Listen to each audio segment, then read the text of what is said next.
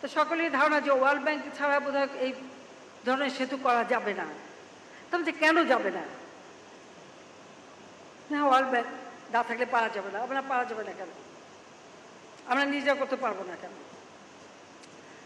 আমি যখন চোগামে গেলাম, আমাদের এই সাউথ ইস্ট এশিয়ান অনেক নেতাদের সাথে কথা হলো। একমাত্র মালয়েশিয়ার প্রেসিডেন্ট ডক্টর রাজ্জাক বললেন যে ঠিক আছে, আপনার সেতুটা আমি করে দেব। আমি তাদের সাথে আলোচনা করলাম। জাপান যাওয়ার পথে মালয়েশিয়া এয়ারপোর্টে বসেও তার উপদেষ্টার সাথে কথা হলো। তারা মোটামুটি একটা প্ল্যান আমাদের দেখালেন। কিন্তু মুশকিল হয়ে গেল আমার দেশের ভিতরে। আমার সাথে তো কেউ নাই, কেউ বলতেছে না যে ওয়ার্ল্ড ব্যাংক ছাড়া আমরা করতে পারবো। হ্যাঁ আছে, আমার জনগণ আছে, বাংলাদেশের মানুষ আছে। শুধু বাংলাদেশের মানুষ আছে, আমাদের দেশের যারা এখন বুদ্ধিজীবী, জ্ঞানী, গুণী, প্রত্যেকেই বলে এটা করা সম্ভব না। আমি বলছি আমরা করব। বলে টাকা কোত্থেকে আসবে? আমরা 17 কোটি মানুষ, টাকা এসে যাবে।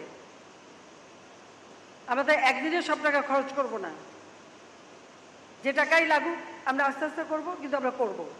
এবার আমি নিজের টাকায় করব। আমাকে আমাদের মাননীয় প্রয়াত অর্থমন্ত্রী এসে বললেন, তারপরে তাদের অনেক শর্ত, বললো দুর্নীতির ষড়যন্ত্র হয়েছে। আমি বলে আমাকে প্রমাণ দেখান। এই প্রমাণ আর দেখাতে পারে না। তাদের একজন ওয়ার্ল্ড ব্যাংকের ভাইস প্রেসিডেন্ট, যিনি এই অঞ্চল দেখেন, তিনি আসলেন, সাথে তাদের ইন্টিগ্রিটি অফিসার একটা ব্যাগ নিয়ে আসছে। তিনি বসে আছেন, ওই ব্যাগের হাত থেকে ছাড়ে না। তা আমি বললাম যে আপনারা বলছেন দুর্নীতি, তো দুর্নীতির কথা আমাকে দেখান, আমাকে প্রমাণ দেন। আমি তো কাগজ চাই, প্রমাণ চাই। না, প্রমাণ আছে, আপনি বের করেন। তারপর সেই ভদ্রলোকে ব্যাগ খুলে দেওয়া যায়। বললাম যে আপনি যে ব্যাগটা খুব সযত্নে ধরে রেখেছেন চেয়ারে বসে, নিশ্চয়ই ব্যাগের মধ্যে আছে, ব্যাগটা খোলেন, বের করেন। উনি তাড়াতাড়ি ব্যাগটা ছেড়ে দিলেন। বললেন এখানে কিছু নাই। তাহলে কিসের ভিত্তিতে আপনারা বলেন যেখানে দুর্নীতি হয়েছে? আমাকে প্রমাণ দিতে হবে। ওয়ার্ল্ড ব্যাংকে আমার ইন্টিগ্রিটি অফিসার হিসেবে আমাদের ডক্টর মশিউর রহমান সাহেব, ওনাকে আমি বললাম ওদের সামনে আপনারা চিঠি লেখেন, ওয়ার্ল্ড ব্যাংকে অফিসিয়ালি চিঠি লেখেন যে আমাকে প্রমাণ পাঠান। অনেকদিন পরে দুটো চিঠি পাওয়া গেল। সেই চিঠি ছিল বিএনপির আমলে সড়কে এবং একটা বিদ্যুৎ কেন্দ্রের টাকা বন্ধ করে দিয়েছিল ওয়ার্ল্ড ব্যাংক।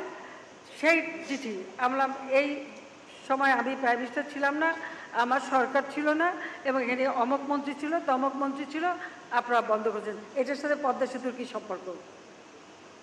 পদ্মা সেতু আমরা করছি, তো ওটা তো আপনারা করে দিয়েছেন। তাদের ওই সাহস ছিল না যে আপনাদের চ্যালেঞ্জ দেয়, কিন্তু আমি চ্যালেঞ্জ দিচ্ছি। আমাকে এটা প্রমাণ না দিতে পারলে আমি ছাড়বো না, আর আমি আপনাদের টাকা নেবও না। তখন বলো কি মন্ত্রীকে জেলে দিতে হবে, বশির রহমান সাহেবকে জেলে দিতে হবে, মামলা করতে হবে। আমার কিসের ভিত্তিতে মামলা? আমাকে দেখেন কোন অভিযোগে মামলা। বারবার তাদের সাথে কিন্তু এই কথা চলছে। যাক, আমাদের একদিন আমাদের মাননীয় অর্থমন্ত্রী এবং উপদেষ্টা এসে আমাকে বললেন যে ওরা এই শর্ত দিচ্ছে, এটা মানলে পরে টাকা দেবে। আমি বললাম যে ওদের টাকা আমি নেব না। উনি বলেন তাহলে টাকা নিলে পদ্মা সেতু হবে না। আমরা হবে না, যেদিন নিজে টাকা করতে পারবো সেদিন করবো। তো বলে আপনার ইলেকশনে কী হবে? আমরা জনগণ যদি ভোট না দেয় ক্ষমতা যাব না। সেই জন্য আমার নিজের আত্মসম্মান বিক্রি করে, দেশের মানুষের আত্মসম্মান বিক্রি করে তাদের শর্ত নিয়ে আমাকে টাকা দিতে হবে নাকি?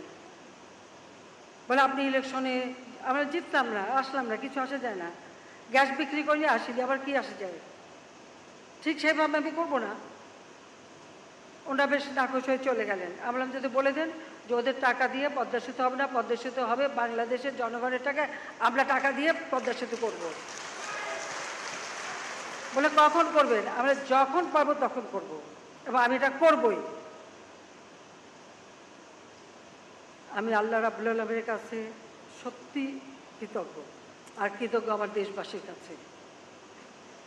যখন সবাই না করছে, আমি যখন বলছি আমি করব, আজকে যে করতে পেরেছি, আজকে যে পদ্মা সেতু শেষ করতে পেরেছি আমরা, আর যা আমার দক্ষিণ অঞ্চলের মানুষের আর্থসামাজিক উন্নয়নে দ্বার উন্মোচিত হয়েছে, সেই জন্যই আজকে আমি আর এখানে আসা। কারণ এই পদ্মা সেতুটা অত্যন্ত একটা জটিল স্ট্রাকচার, এটা আপনারা ইতিমধ্যেই শুনেছেন। এবং এই যে একটা জটিল, সব থেকে খরস্রোতা নদী, অ্যামাজনের পরে সবথেকে খরস্রোতা নদী হচ্ছে এই পদ্মা নদী। সেই পদ্মা নদীকে দুকুলে বেঁধে দেওয়া আর এই সেতু নির্মাণ করা, এই জটিল কাজের সাথে যারা জড়িত ছিলেন, সেই সেতু বিভাগ, বাংলাদেশ সেতু কর্তৃপক্ষ এবং এই পদ্মা বহুমুখী সেতু নির্মাণ প্রকল্পের দক্ষ এবং নিবেদিত যারা কর্মকর্তা কর্মচারী এবং দেশি বিদেশি যারা প্রকৌশলী, জাতীয় আন্তর্জাতিক পরামর্শক এবং বিশেষজ্ঞগণ, আমাদের নিরাপত্তা তদারকিতে আমাদের সেনাবাহিনী, সেই সাথে পুলিশ এবং অন্যান্য আইনশৃঙ্খলা রক্ষাকারী সংস্থা, এবং আমাদের সবচেয়ে বড় কথা আমাদের নির্মাণ শ্রমিক